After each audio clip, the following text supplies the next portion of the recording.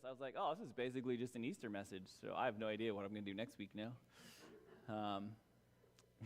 So, yeah. Or I'm already done next week's sermon, and you don't need to come back. Maybe that's what it is. But we are going to be looking at Isaiah. We're looking at the end of Isaiah, and mostly chapter 65 this morning. Mostly look at chapter 65. And again, we looked at Isaiah, how the beginning of Isaiah, just this idea that there's this sin that separates us, and God wants it. His promise of doing something about that, and he gives this promise of someone who's going to come, who's going to fix this, and then in a few more chapters, that's chapter 7 and 9, someone who's going to come and, again, take the government, who's going to bring peace, some of these famous chapters is what we're looking at. Isaiah 65, perhaps not as famous, and yet still this one passage you will definitely know for sure. Actually, it is pretty famous, I guess, if you think about it. I guess it is famous, but mostly we think about it from a different passage. I don't know that most people know it comes from Isaiah.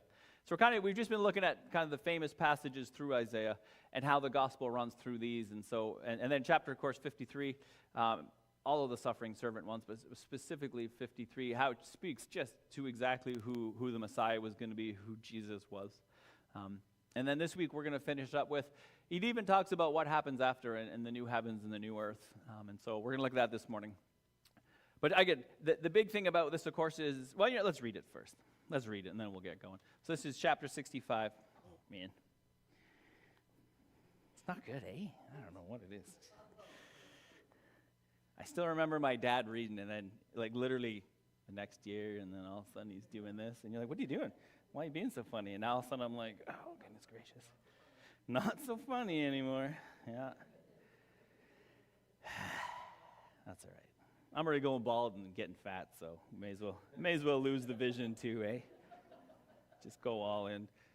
Start wearing socks with sandals. Although that's cool now, so kids, eh? What's going on? It doesn't matter. Where are we? Oh, man. Isaiah 65. So you know what? We're not going to read all the first bits are just you've come back from your rebellion, and it's a whole bunch of things. We're going to start in verse 11, right? Verse 11, the first bit's just kind of, you face judgment, here's what you did. But starting in verse 11 of chapter 65, and again, kind of still in that same vein, but because the rest of you have forsaken the Lord and his temple and worshiped the gods of fate and destiny, I will destine you to the sword, right? Again, these are people who have just come back out of exile. All of you will bow before the executioner, for when I called you, you did not answer. When I spoke, you did not listen. You deliberately sinned before my very eyes, and you chose to do what you know I despise. Then in verse 13 says, therefore, this is what the sovereign Lord says. You will starve, but my servants will eat. You will be thirsty, but they will drink. You will be sad and ashamed, but they will rejoice. Again, the servants being Israel. You will cry in sorrow and despair while my servants sing for joy. Your name will be a curse word among my people, for the sovereign Lord will destroy you and call his true servants by another name. All who invoke a blessing or take an oath will do so by the God of truth. For I will put aside my anger and forget the evil of my earlier days. In verse 17, it says, look, I am creating a new heavens and a new earth, so wonderful that no one will even think about the old ones anymore. Be glad, rejoice forever in my creation, and look, I will create Jerusalem as a place of happiness. Her people will be a source of joy. I will rejoice in Jerusalem and delight in my people, and the sound of weeping and crying will be heard no more. No longer will babies die when only a few days old. No longer will adults die before they have lived a full life. No longer will people be considered old at 100. Only sinners will die that young.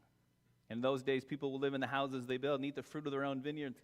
It will not be like the past when invaders took the houses and confiscated the vineyards. For my people will live as long as trees and will have time to enjoy their hard-won gains. They'll not work in vain, and their children will not be doomed to misfortune. For they are people blessed by the Lord, and their children too will be blessed. I will answer them before they even call me. While they are still talking to me about their needs, I will go ahead and answer their prayers. The wolf and the lamb will feed together. The lion will eat straw like the ox. Poisonous snakes will strike no more. And in those days, no one will be hurt or destroyed on my holy mountain, for I, the Lord, have spoken. Now, if you know Isaiah 65, you go, oh, I've heard those before. I definitely know those passages. I don't know. I don't think I would have connected that to Isaiah 65, but you've heard those passages, especially about the wolf and the lamb eating together, or often we say lying down together. And of course, in Revelation 21, he's again just stealing straight from Isaiah. Straight from Isaiah. So we want to look at that today. What is this connection and what does this mean for us? So again, for this, if you put the first photo, in this, what is the context of this passage? What is the context of this new heavens and this new earth? Because I don't know about you, I know that in the context of Revelation 21. I know that, the author of John and the whole book of Revelation and what it means for the future, and yet it finds out this is Isaiah said this first. He's the first one to speak this, and so we looked at last week again. They've been dragged off to exile, and now they're making their way back. They're making their way back. And through the exile, God told them you're going to have exile, but through the exile, even before the exile, they've been told, it will be glorious again. There's been all these promises, and again, a lot of it comes out of the about the Messiah who's going to come, but there's coming a day where it's going to be amazing. And so as they are going back from exile, back towards Jerusalem, they have all these thoughts, they have all these ideas, all these hopes in their head. And they're on their way back, but what happens when they actually get back? You go to the next picture. This is them leaving. I don't have a picture of them getting back. There's a lot of selfies, hashtag we're back, right? And if you saw the fuller picture on this one, this is them leaving. As they were leaving Jerusalem, it's burning behind them, right? It's been utterly destroyed, right? Like they destroyed Jerusalem. They're burning, and this is all they've known. This is the destruction that they left. And so as they're coming back, their hopes, again, through the prophecies, through the prophets, through these promises of God, they're coming back, and there's really high hopes. But when they actually get back to Jerusalem, what do they find? Yeah, desolation. It's still sort of being rebuilt, but it's still in ruin. It's not this glorious city. The temple's still a mess. The city's a mess. A whole bunch of Gentiles living there. There's no one really cares about them being back. It's just this. It's so defeating. It's so disappointing. And so it's just this sense of we're going to come back to this, and it's going to be this amazing thing because of what God has promised us. And then they get back, and it's just like totally dashed. I can't imagine what it's like to be 70 years for some of these people. They were born in exile. They're coming back. All they know is what they've been told. They've never seen it. And you get back, and you're just like, right? It's like showing up in Brantford. You're like, that is disappointing. I'm just kidding. Just kidding. I'm kidding. Unless there's no one from Brantford, then that's a great joke. Right? We used to pick on Preston, but then they went and redid the main street. Now it's all nice and stuff, so we got to, yeah. I forget where I was. Yeah, I made fun of Brantford. But just, it's hard for us to imagine that feeling, right, of this promise of coming back and then just the defeat and the disappointment. And again, God reminds them in this passage, this is why you're here, right? Like, this is why you went into exile. But there were, and again, that quick reminder, like, we know, and we know we brought this upon ourselves. We really, really did. We know. But then when God says this, he goes, as they come back, he says, listen, I'm going to forget all the earlier stuff. Because what you're coming back to, because you can't come back to the former glory. You can't come back to what was here. You can't come back to what you did have, something. And so this is where he begins to promise. He says, something new has to happen. Something new. I'm going to do something new. We can't just go back to the way it was. That time is gone. The exile has happened. And so then he begins to make this promise. He says, this is going to be a new, and then he says this famous passage, right? First he says, you're going to sing, and he goes, the people who destroyed you, I'm going to destroy them. They raised the sword. But he says, for you, the remnant especially, those who are faithful, he goes, there's something new. You're going to sing, you're going to rejoice, you're going to eat, drink, you're going to be merry, which, is that a Christmas thing? I always thought it was like a whatever thing, but every picture I found was Christmas related, so. Anyways, in case you're wondering what's with the gingerbread men. And so they do have this promise. You're going to eat, you're going to drink, you're going to be merry, all of these things. And again, they're coming back with this hope. And then God says this. He says, again, this I would call the more famous passage, right? So I put aside my anger and says, look, I'm going to create a new heavens and a new earth so wonderful that no one will even think about the old ones anymore.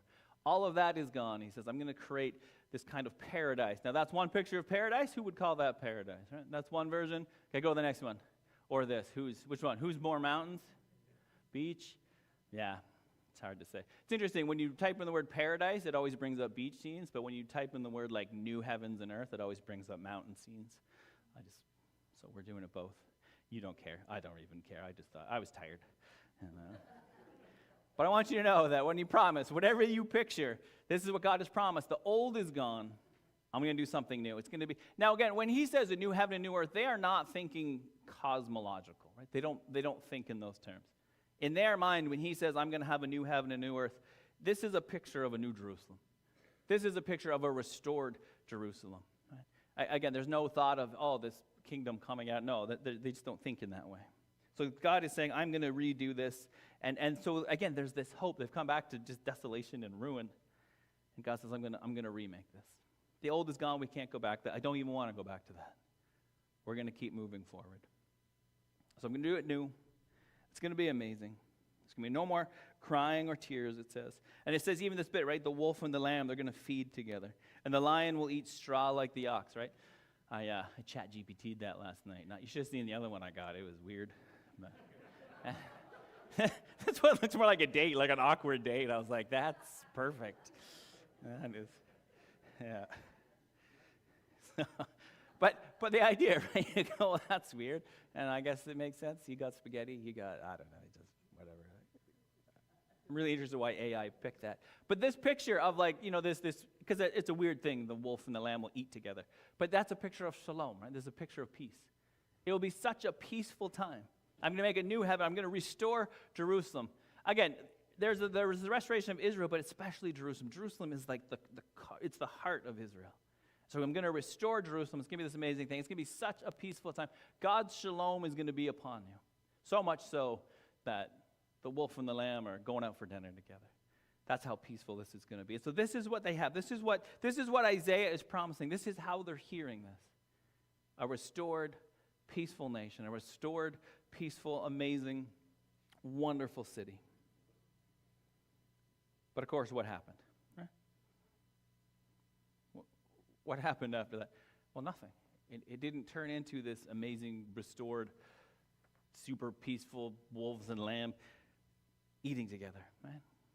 But for them, it was just this hope that God is still moving. We went into exile, we know why, but now that we're back, God continues to give this hope. He continues to speak through the prophets. But again, the problem is when you come back and you're like, sweet, God is going to do this, but then that generation dies and the next generation comes along and it doesn't happen for them. And again, your oppressors just become different, and all of a sudden the Romans are the oppressors, right? The Romans are the oppressors. And you're like, well, God said that this thing that was broken, he was going to restore. And so what is going on? And so in Isaiah's day, they've just come from exile, that's there. But in Jesus' day, again, they're still living in this same hope. They're going to do something. So along comes Jesus, and again, there's been other messiahs, but when Jesus comes along, there's something special about him. A bunch of shepherds were talking about his birth, and things have started to spread. And then as he finally begins his ministry, all of a sudden people start jumping on board. People start following him. People start really believing. They're seeing his miracles, and it's feeding the 5,000 and healing the sick. And they're starting to really catch the spirit, and they go, this is the guy.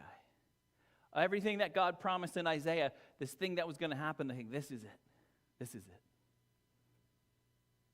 And they're getting pretty excited. And then on Palm Sunday, which is today, right, he comes walking in, and everybody's losing their minds. They're like, this is it. This is the moment. Right? They're pretty excited. Here comes the king riding on the donkey, fulfilling other Old Testament prophecy. And this is going to be the moment when he's going to rise up. We're all going to rise up with him. And what happens instead at the end of the week? They put him to death on the cross like they do so many other thieves and traitors and rebels. Now again, it's hard to understand that disappointment, right? Because again, you begin to hope and you're like, it's going to be our generation. Just like every generation says God's going to come back in our time, right? Every generation, that's been preached to me. It's going to be our generation. And then it's not. And then the next generation, it's going to be God's going to come. No, and same thing. Jesus comes along, this is it. God's going to do a work, and then he goes to the cross. And you try to imagine this disappointment once again. But then just 3 days later, on Sunday morning, again, when Jesus rises, and again, all of history, especially our Christian faith, hinges on this moment. Because whatever disappointment they felt at the cross on Friday, on Sunday morning, and I mean just for a few of them, but eventually as more and more of them begin to see Jesus and understand that, whoa, that truly is Jesus. And they see his hands, and he talks to them, and they eat fish on the beach together. And then a few hundred of them as they see him, and as he goes away, and all of a sudden they're like, okay, this truly, and again, now it's like, what did God say in Isaiah? But all of a sudden, what does that mean now with Jesus? And then you get to the book of Revelation, and in Revelation, he takes this passage, but what does it mean for him? Because after Jesus rose from the dead, there was excitement again. People were super jazzed, because what did Jesus say? He goes, I'm going to come back again. And in their minds, they're talking like a few weeks. I'm going to go away. I'm going to come back. And when I come back, I'm going to take care of all evil. I'm going to destroy it all. And again, read Paul's writings, right? At the beginning of his writings, he's like, Jesus is coming back super soon. And by the end of his writings, he's like, it may not be quite as soon as we thought. And they start to begin, and then generation after generation, right? And we're still part of that generation that's waiting. But the excitement is back after Jesus rises from the dead. And they start to put their hope and say, God is doing this thing. And then you get to the book of Revelation. What is happening at the time of Revelation? What's happening in the church? Right, this is the time of Nero, either just before Nero or coming up to Nero. Even they're not totally sure. But there's already persecution happening of Christians.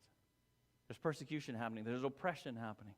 People have lost family members. Some have been in prison. Some have lost their jobs. It's not easy to be a Christian. And so where's this hope, this excitement that we were excited for Jesus, and he went to the cross, and then we were disappointed, but then he rose from the dead, and then we were even more excited what God was going to do.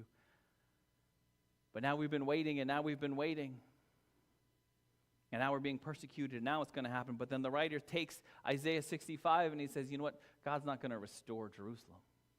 God's not going to restore this city.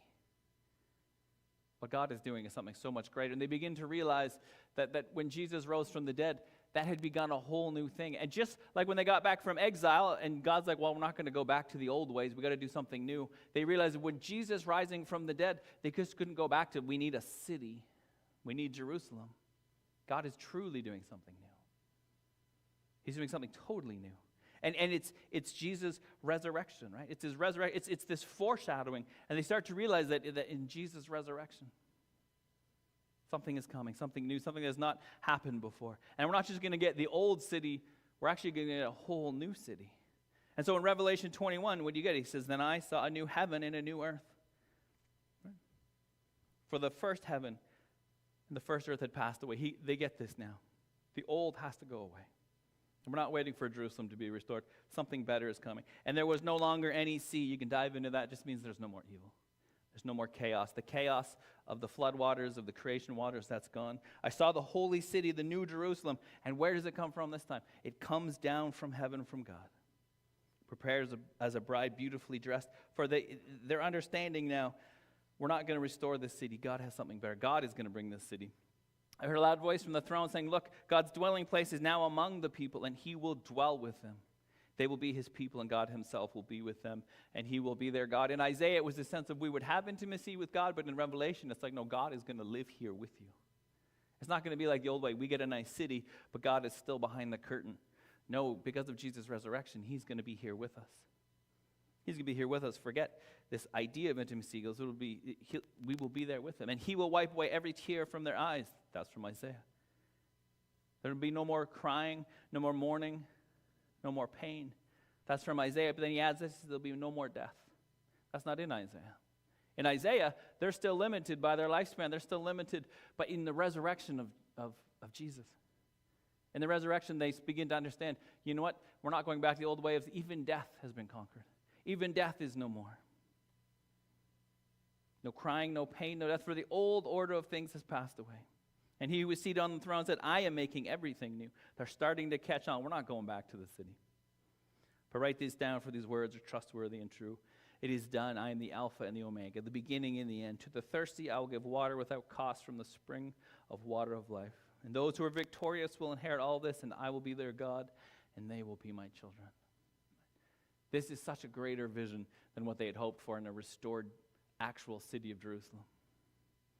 They're starting to understand that everything's going to be new, right? In Isaiah, they're getting a new city, but now in Revelation, they're saying there's a whole new city coming from heaven, something we've never imagined. And God won't just be around us; He will be with us. We're getting a new heaven, we're getting a new earth, and now all of a sudden they're thinking not just like Jerusalem; they're thinking like literal cosmological. God is going to renew all of this. And it's not just a new heaven, a new city, a new earth. We're also going to have new bodies. This idea of if Jesus' body, this resurrection body, this is something completely different. There is no more death. Now, there's no more death for Jesus, and there's no more death for us. 1 Corinthians 15. Again, it's a much longer passage. I encourage you to read through it. But they're asking about resurrection. But some might ask, how will the dead be raised? What kind of bodies will they have? There are bodies in the heavens and bodies on earth. The glory of the heavenly bodies is different from the glory of the earthly bodies. The sun has one kind of glory, while the moon and stars each have another kind. And even the stars differ from each other in their glory. It is the same way with the resurrection of the dead. Our earthly bodies are planted in the ground when we die, but they will be raised to live forever. Our bodies are buried in brokenness, but they will be raised in glory. They are buried in weakness, but they will be raised in strength. They are buried as natural human bodies, but they will be raised as spiritual bodies. For just as there are natural bodies, there's also spiritual bodies. And what I'm saying, dear brothers and sisters, is that our physical bodies cannot inherit the kingdom of God. That's the limitation of Isaiah. But these dying bodies cannot inherit what will last forever. But let me reveal to you a wonderful secret. He says, we will not all die, but we will all be transformed. It will happen in a moment, in the blink of an eye, when the last trumpet is blown. For when the trumpet sounds, those who have died will be raised to live forever. And we who are living will also be transformed. For our dying bodies must be transformed into bodies that will never die, and our mortal bodies must be transformed into immortal bodies. What a strange reality to begin to think about. Your entire life is this city and this nation, and God's going to restore it. But now, because of Jesus' resurrection, like the mind shift in this new, again, I'd like to try and think about it, but I can't. We're so used to it.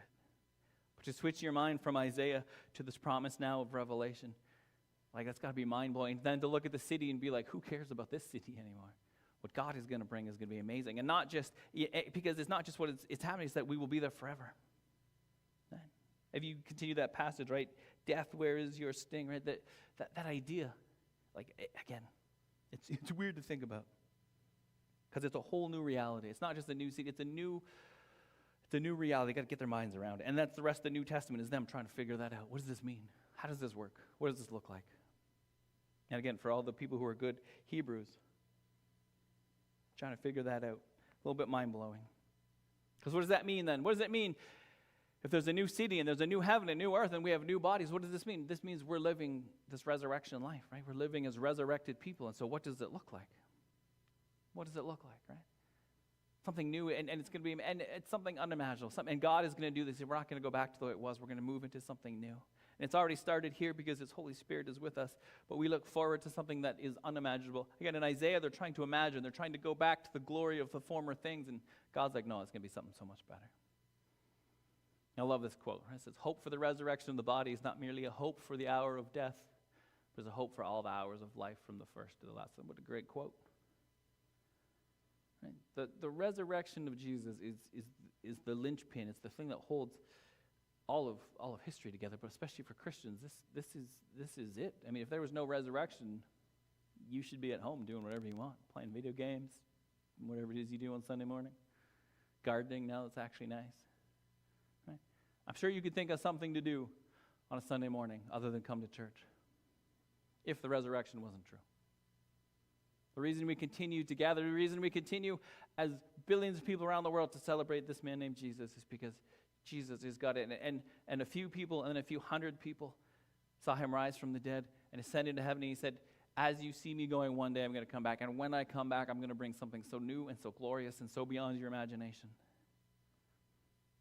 And ever since that moment, people said, we got to keep celebrating this. We got to keep celebrating this. We got to keep rejoicing in this. We got to keep getting together and learning about this and trying to understand, again, for them especially, trying to figure out what this means. How does this change everything we've understood? And this is what we continue to do today. We continue to meet as people all around the world, as believers who have our faith and our hope.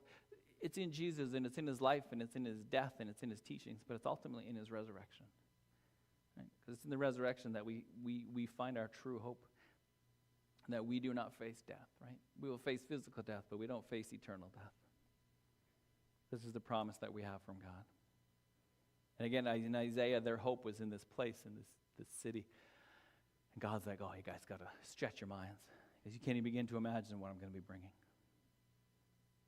And the resurrection of Jesus, not only is it God vindicating Jesus and saying that self-sacrifice is what the cross is doing, exactly what the cross is doing. And when Jesus says this for the forgiveness of sins, God raising from the dead is vindicating that, but it's also saying this is also the first fruits of what is going to happen to each and every one of you. Don't just look at this and rejoice in what it means for Jesus. Rejoice in what this means for you. Because the hope that we see, and you go, holy smokes, that guy just rose from the dead. Then He ascended into heaven, and God says, each and every one of you who puts your faith in God, who believes that our sins are forgiven, who believes that we have salvation through Christ and Christ alone. This is for each of you. If we live this life that Jesus is the victory, this is who we are. And so what does that mean for us? Because here's the great thing. As people who live out this hope of the resurrection, what does this mean for us? Well, good part is it means we don't have to try that hard to try to save ourselves. And I, for one, am pretty happy about that. Right? I would fail. Right? I'm an average student. I'm only going to learn so much. So which means I'm only going to do so good in life. So if my salvation is in my own hands, some of you are like ADHD types and you can really focus and you might have got close. But for the rest of us, right, it wasn't going to happen. And I'm just kidding about the ADHD. You weren't going to get it either. No one was going to get it. Right? I don't care how smart you are or how good your scores are. No matter how hard you work. We're not going to do this for ourselves. We're not going to bring salvation for ourselves. This is what we celebrate. We're about to take communion. What we celebrate is that God did this for us. And the beauty of that is we can say, okay, I don't need to work for my own salvation. God has given that to me as a gift. He's offered that to me as a free gift. Right? He paid for it. He cleanses us. He takes our sin. He removes them. And now he offers us something. And what he offers us, he says, if you understand what I just did, if you understand the future and the hope that you have, not only will you rejoice in that, not only will you follow me, but what does that mean for us? What does that mean for us now that we know I'm already forgiven? That's perfect. I know I have a home in eternity. I know I have a new city and a new creation. I have all of this awaiting for me. What does that mean for us? And when I ask this, I mean, what does it mean for us? What does that mean for you? Having that knowledge and having that understanding. That I no longer have to work for my salvation. That gift has been given to me. What does that allow us to do? What does it allow you to do? Having that weight taken away, having that burden taken away, and knowing the hope, knowing that victory is already ours, the reward is already ours. How does that help you live now? Turn to your neighbor and get you to turn to your neighbor. If you don't have a neighbor, turn behind you. I don't know. Murmur to yourself. What does that mean for you? Turn to your neighbor. What does that mean for you? We don't have to work for our own salvation. Eternity is already ours. Salvation, forgiveness, new heaven and new earth, it's all ours. How does that change the way that you live now? I'm going to give you the next 30 seconds or a minute for the chatty people. If you're online, grab a coffee or something.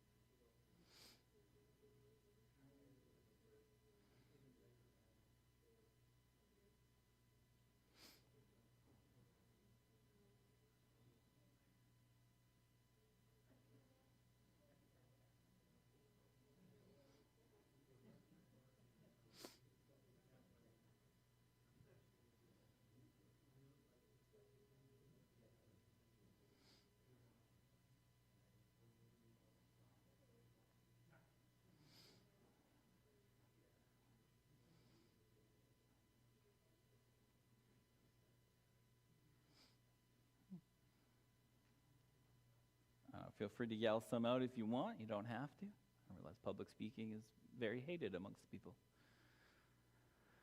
But if you want to, take a few moments and share something if you want. Otherwise, I'll give you the correct answers. Does it give you a confidence? I think as Christians, we have a confidence. And that if I fail, if I mess up, I don't lose my salvation. It's not contingent on me, but I can just pick myself up and I can keep going. If I go, you know what, I didn't show as much grace or as much mercy as I should have. You know what? I didn't lose myself. I didn't lose the reward. God's already won that. No one can take that away from us. No one can take that away from us. So when we mess up and when we disappoint ourselves or we disappoint God, God's not like, oh, well, you just lost it. That was too bad. Right? Yeah. Sucks to be you. Right? It's in the Hebrew. Now, what does he say? We have a confidence that even when we mess up, even when we fall short, right? If we've found salvation, we just get to keep going. We just get to keep going because it's all been given to us, which means that all we have to do is turn around and just give it away. We get to just keep giving this away. When we say God has shown us mercy upon mercy, we get to turn around, and even if we don't do it perfectly, we just get to show mercy to people. And God has given us grace, so we get to turn around and we get to give people grace, and we get to walk this world and be people of grace, and we get to be people, as it says, he first loved us. God first loved us, and he poured out his love for us, so we get to be people who have the confidence to go into this world, and we get to love in just the most amazing ways. Why? Because it's not we're not trying to earn anything. We've just been given this gift, and he says, how about you go give it away? We go, okay, you can't lose it. If you give it away, right? It's not like pie. If we give pie away, there's less pie for us, right? That's not how it works. Because if it was pie, I wouldn't give anybody. I love pie. If it was cake, you can have the whole thing, right? So God's love is definitely more like pie, but it's a pie where the more you give away, there's just more, and you just keep giving it away. And you keep giving it away. And for some people, you go, it's cherry pie, it's blueberry pie, it's apple pie, whatever kind of pie you want. This is probably terrible. Someone's cringing and going, don't call God's love pie. But I love pie. The most amazing thing about knowing all of this, right? The most amazing thing is that God just pours it out to us, and we get to turn around without worrying about anything, and we just get to love the people around us, which is why over and over and over, what does the Bible call us to? Jesus says, what's the greatest thing? You can tell them what I did on the cross. You can tell them what the resurrection means. You got to do that. But then you just have to love people. Just go and love people. And why can we go and love people? Because if you fail at it, you just pick yourself up and you keep going. You didn't lose anything. I've already poured it into you. I've poured it out for the whole world. You just got to tell them. You got to show them. And so we have this ability to go out there and just be like, hey, man, I'm going to love you in just crazy ways. I'm going to, at my own cost, because what do I care about that? At my own time and my own things. I mean, I know we're limited as humans, but ultimately, there's nothing holding us back from giving ourselves fully to loving the world around us, because that's what God calls us to do. Because we can't lose. We're not walking some tightrope, if I do too much of this or too little. Nah, just go out there and go nuts. We have it all, and it's a confidence, and it's a pride, but it's also a joy. What a joy it is in knowing that we cannot lose it. God has given this to us. God has loved us so much. He's given us hope, right? And we have that hope. We get into the world and say, do you have hope? People go, I don't have any hope. We go, I have hope. I got lots of hope. Can I pour some into your life? Can I give you some of my hope? Can I give you some of the grace that has been poured into me? Can I give you some of the love that has been poured into my life? Right? We can do that with confidence. And if you mess it up, you just try again, and you try again, and you try again. And we will mess up. Of course we will. Obviously we will. But knowing that we are resurrected people, knowing what we have looking, knowing that reward can never be, knowing what a freeing thing that is, right? It's almost like the Bible. They should have a verse about that. Like, if you're free in Christ, you're free indeed. That should be in there, right? And we are free. We're free to just follow Jesus freely, no matter if we're at work or at home, whatever it is we do, wherever it is that we live. God says, I've put you here in this place. You are my resurrection people. You are bringing heaven to earth in the best ways that you can, in whatever way you can, maybe small ways from now, maybe it's bigger ways later, whatever it looks like. You are my people. And you have a freedom and a confidence and a joy. And let's just go do that. It's not guilt-laden. It's not a burden. It's a joy. It truly is a joy. This is the joy of the resurrection. This is the joy of this passage. This is the joy that the author of Revelation, he looks back to Isaiah, he goes, I see what God was doing. It's so much beyond what I can even imagine. Right? And there's hope. There's hope. There's joy. There's rejoicing. What a wonderful truth that is. Why? He loved us first. We get to go out there and just love the world around us. Right? As we wait for this moment when all things are made right, when all things are made perfect, when this peace, this shalom of God and the lambs and the wolves are all eaten together. What a wonderful picture that is. And I pray that hope, and I know life gets hard and life takes its dips, absolutely. But even in those dark valleys, right, we still hold to this hope. We hold to this joy. It's what brings us through, which is why we begin every single week. Again, Sunday's the first day of the week. What do we do every Sunday morning? We take hold of this hope and we say, here's the bread, here's the juice. Here's the joy that we have, here's the hope that we have. And we eat it in symbolic and say, Lord, fill me up. Remind me again, right, of what I have in you. So I go out into this world and do what? We can empty ourselves and then come back next week and fill up again. What a wonderful thing as we walk out these doors and we come back next week unless you're away on Easter. Come back the week after that then. What a joy that is. And I know when things get hard, but I hope that joy stays in your heart and in your minds. But we're going to take communion.